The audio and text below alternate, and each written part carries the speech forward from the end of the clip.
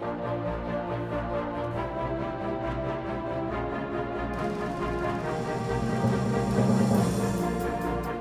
a lot of indie games are on this list. There may be more that I haven't played that people love this year, but Cuphead and A Hat in Time can hang with the rest of them. So here's my review of A Hat in Time. Hat Kid is a child capable of travel through time and space who gets stopped by the Mafia on her way home and had to pay a fee.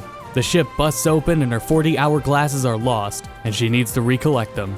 Meanwhile, she becomes friends with Mustache Girl, who she befriends and then defriends when her idea of justice is a little skewed. So now you gotta collect enough hourglasses and stop Mustache Girl. There are 40 hourglasses to collect in 5 chapters. The game is a collectathon 3D platformer akin to Banjo-Kazooie and Super Mario Sunshine, but A Hat in Time does what the most successful indie games do, and that's expand on their genres that they're inspired by. Mafia Town is about as familiar territory as you'll get, but after that you'll be doing really creative things like starring in 4 movies and investigating a haunted mansion.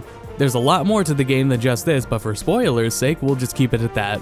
The controls are very solid, although this homing attack was a bit jarring at first. Levels are all incredibly diverse and feature their own original assets for the most part, and bosses are a fun and fair challenge. Personal favorite being the Chapter 3 boss. The soundtrack is pretty impressive and the sound design in general is very immersive, taking cues from Banjo-Kazooie to help make the game feel very polished. The writing is also surprisingly impressive, it's got a lot of charm and wit to it. Meanwhile, Hat Girl herself also has a lot of charm, and while she is mute, she exudes just enough personality. In the voice acting department, the voice actors are great, but it feels like the voice direction was off for some characters, though the voices were still stellar.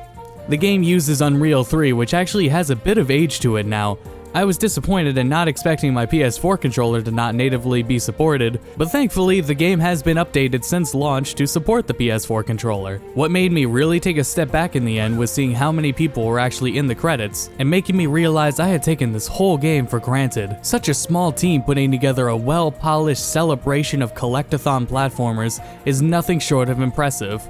And considering all the content that is coming, including Steam Workshop support, the ride with A Hat in Time is not over yet. 5 out of 5.